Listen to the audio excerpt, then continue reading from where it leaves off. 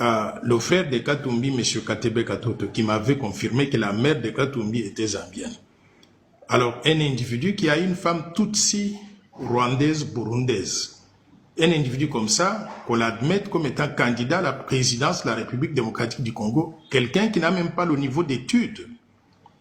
Et je trouve que c'est très grave.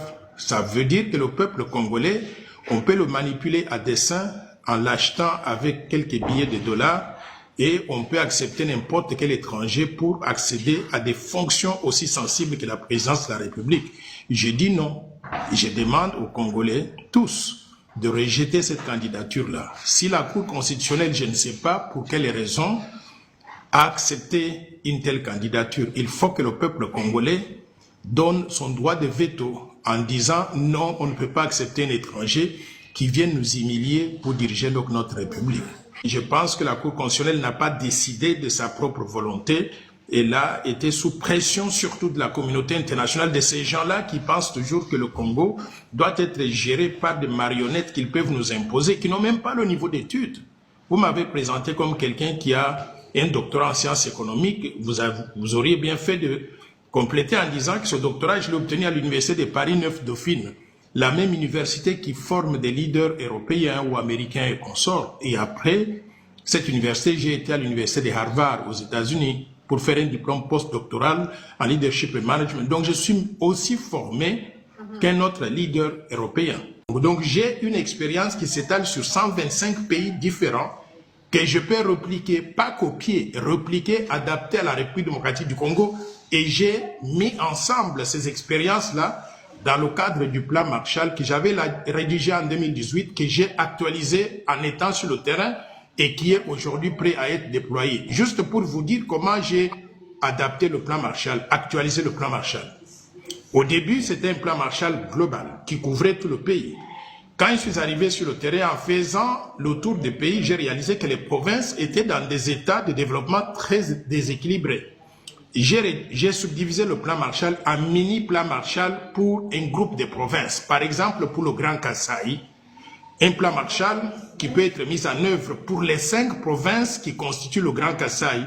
Un plan Marshall pour le Grand Bandundu qui peut être mis en œuvre pour les 3 provinces qui constituent le Grand Bandundu, le Kwango, le Kwilu, le Maïndombe.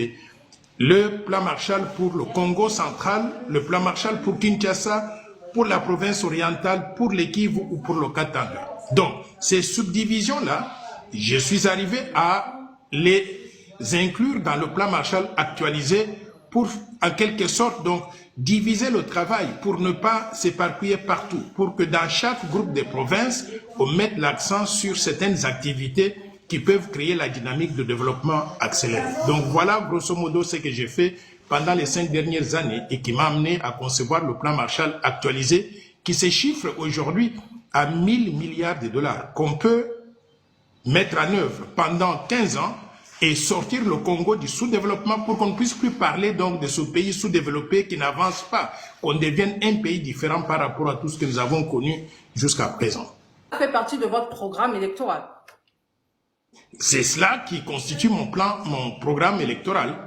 Le plan Marshall est un ensemble de 60 programmes bien cohérents, bien articulés pour sortir le Congo de sous-développement en faire un pays émergent. Et d'ailleurs, la loi Tchani des pères et des mères, c'est l'un des 60 programmes du plan Marshall. L'un des 60 programmes, le programme en question consiste à protéger la souveraineté nationale, l'intégrité territoriale, et réaffirmer l'indépendance de la RDC, reformer l'armée et la police pour qu'on ait une police de qualité, une armée de qualité capable de défendre le pays.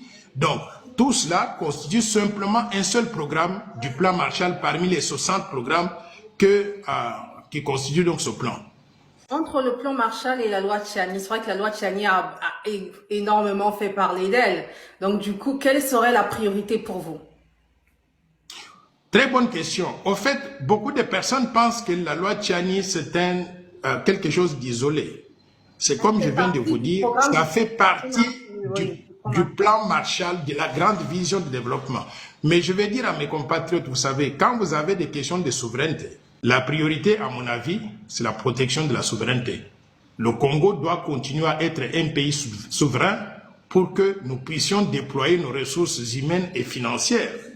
au service du développement. Si nous perdons la souveraineté et nous devenons aujourd'hui une colonie de Rwandais, des Ougandais et de ces gens-là dans la communauté internationale, c'est terminé, on ne peut plus parler donc du développement de la RDC. Par conséquent, la priorité des priorités, c'est faire passer la loi Tchani de père et de mère. Vous avez dit que les candidats doivent se prononcer sur la loi Tchani. Nous avons le président de la République, Félix-Antoine Tshisekedi, qui ne s'est toujours pas prononcé sur ce projet de loi. Je peux comprendre les difficultés dans lesquelles il s'est retrouvé. Pourquoi? Parce que quand certaines personnes essaient de présenter la loi comme une loi qui divise, un président de la République doit chercher à mettre tout le monde ensemble et par conséquent, il devait avoir hésité de prendre une position. Mais si vous voyez, son attitude a été la meilleure. Pourquoi? Parce que quand il avait été interviewé à la Voix de l'Amérique, il avait dit « Tout Congolais a le droit de proposer les lois qu'il estime sont bonnes pour le pays. » Et Tchani a fait ce qu'il devait faire. Ceux qui ne se prononcent pas et ceux qui ne sont pas pour la loi Tchani, très clairement, il faut se poser beaucoup de questions sur eux. Et j'espère que le chef de l'État, comme tous les autres candidats, auront l'occasion de s'exprimer sur cette question fondamentale pour notre pays. Quand vous dites tous les autres candidats, donc on peut englober Moïse Katumbi. Pensez-vous qu'il pourrait se prononcer sur cette loi qui le met en défaveur? Non seulement qu'il doit se prononcer, je ne sais pas en quelle langue il va parler, mais je voudrais l'inviter dans un débat télévisé. Parce qu'il a montré jusqu'à présent, là, il a manipulé beaucoup de gens dans l'opinion publique, tant l'international que congolais. Moïse Katumbi expose la RDC à un risque énorme de déstabilisation en utilisant donc ses connexions sanguines sur le plan international. Il n'est pas qualifié pour être président de la RDC. Mais le fait, par exemple, de saisir la Cour et encore d'être contre sa candidature, vous n'avez pas peur pour les partisans de Moïse Katumbi parce que vous allez faire votre campagne électorale, notamment dans le Grand Katanga qui a été son bâtiment politique. Enfin, comment vous allez réussir à convaincre cette population qui ont vous savez pour Moïse? Vous savez ce qui est intéressant, c'est qu'il y a beaucoup de gens dans le Grand Katanga qui m'appellent tous les jours et qui me disent « Monsieur, vous êtes le sauveur de la nation. Nous avons connu ce monsieur-là quand il était gouverneur du Katanga et nous savons ce qu'il a fait ici. Nous savons qu'il n'est pas l'un des nôtres.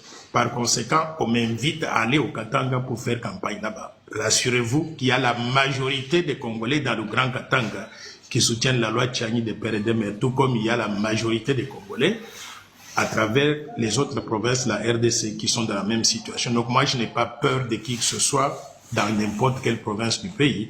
Je suis citoyen congolais de père et de mère et j'appartiens à la RDC. La RDC m'appartient au même titre qu'elle appartient à tous les citoyens congolais. Donc, j'irai faire campagne partout. J'aurai le soutien de tout le peuple congolais. Je n'ai pas peur de ça. Dans quel secteur vous pensez que le président de la République, Félix-Antoine Tshisekedi, a rencontré un échec, notamment au cours de son premier mandat? Bon, moi j'estime que sur le plan de la gouvernance, il y a eu des problèmes sérieux ici. La gouvernance, je veux dire la lutte contre les antivaleurs telles que la corruption, les détournements des fonds publics, la prédation des ressources naturelles. J'estime que ce sont des secteurs où il faut encore beaucoup d'efforts pour qu'on puisse dire qu'on a donc réussi. Par conséquent, je considère qu'on devrait prendre ma candidature au sérieux. Ça, c'est un. Deux, je vous ai dit que le grand problème de la RDC, c'est la gouvernance. On n'arrive pas à exploiter nos ressources naturelles en mobilisant toutes les ressources et les allouer au développement. C'est pour ça que nous avons un petit budget de 16 milliards de dollars, alors que ce pays devrait avoir un budget d'au moins 75 milliards de dollars par an. La gouvernance, pour l'améliorer, il faut prêcher par l'exemple, il faut être un modèle, il faut être un modèle d'intégrité. C'est pour cela que moi, quand je me présente dans vos émissions, tout comme je suis allé à la CENI pour déposer ma candidature, je viens avec des gants blancs. Mes mains se trouvent dans des gants blancs. Ça veut dire quoi? Jamais trempé dans la corruption, jamais trempé dans la prédation des ressources naturelles, jamais trempé dans les détournements des fonds publics, jamais trempé dans les rébellions meurtrières qui ont endeuillé la République démocratique du Congo. Vous ne pouvez pas avoir fait partie des criminels et vous sortez de là, vous allez combattre les criminels. Voilà l'homme nouveau, l'homme propre, qui n'a jamais fait ces choses-là.